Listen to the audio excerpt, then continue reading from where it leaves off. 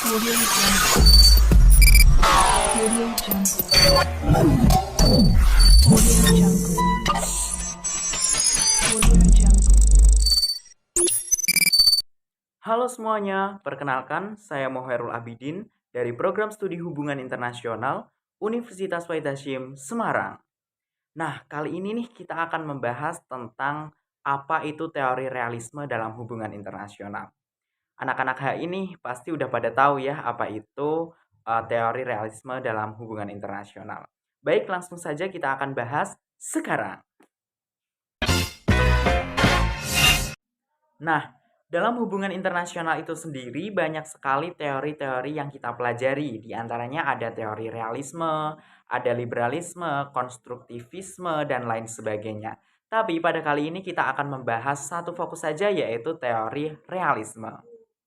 Apa sih teori realisme itu?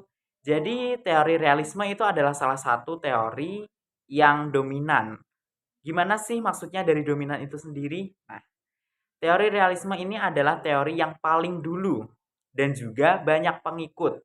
Negara-negara lain banyak yang mengikuti paham realisme sehingga disebut salah satu teori yang sangat dominan seperti itu. Nah, yang perlu kita ketahui dari teori realisme ini, jika ada suatu negara yang merasa terusik oleh negara lain, maka negara tersebut akan meningkatkan dan menguatkan segi keamanan negara mereka. Dan mereka akan melakukan war atau perang kepada negara yang mengusiknya tersebut. Karena dari pandangan realis bahwa negara tidak dapat bekerja sama dengan negara lain dalam mencapai tujuan negaranya. Ada 4 premis utama dalam pandangan realisme. Langsung saja yang pertama yaitu pandangan pesimis terhadap sifat manusia.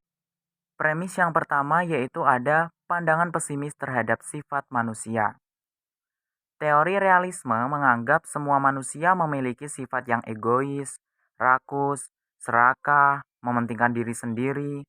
Nah, hal ini dikemukakan oleh salah satu ilmuwan yaitu Thomas Hobbes yang mana lelaki dan perempuan hanyalah binatang yang haus kekuasaan.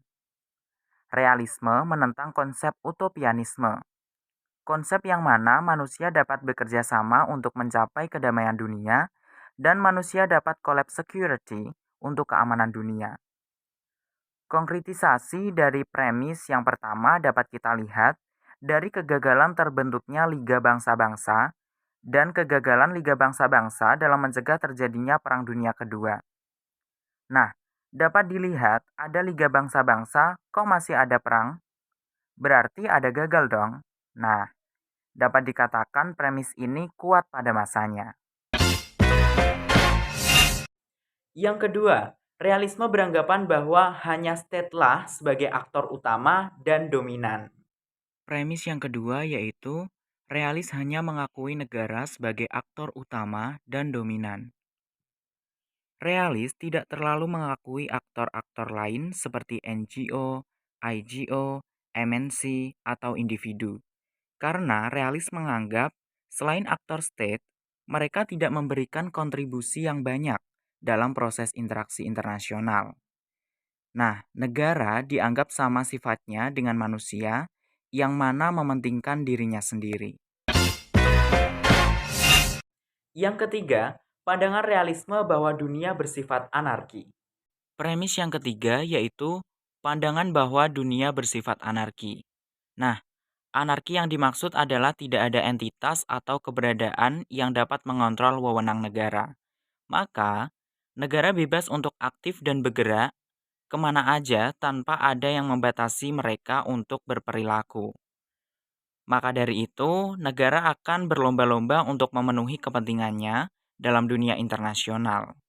Efeknya adalah negara tidak mau saling mengalah dan mereka akan semakin menguatkan diri mereka masing-masing.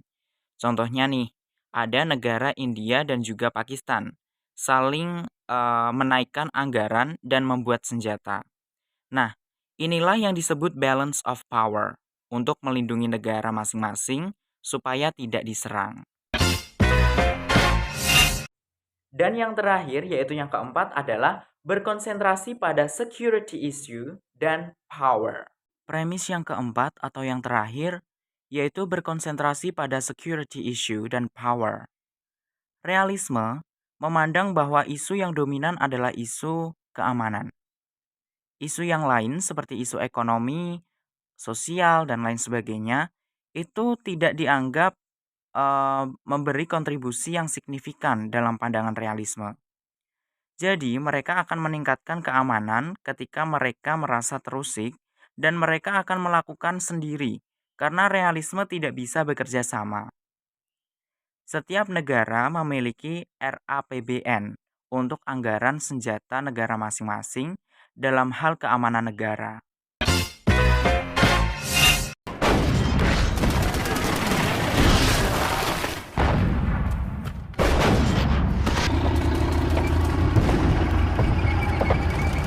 Studi kasus yang pertama ada konflik Rusia dan Ukraina.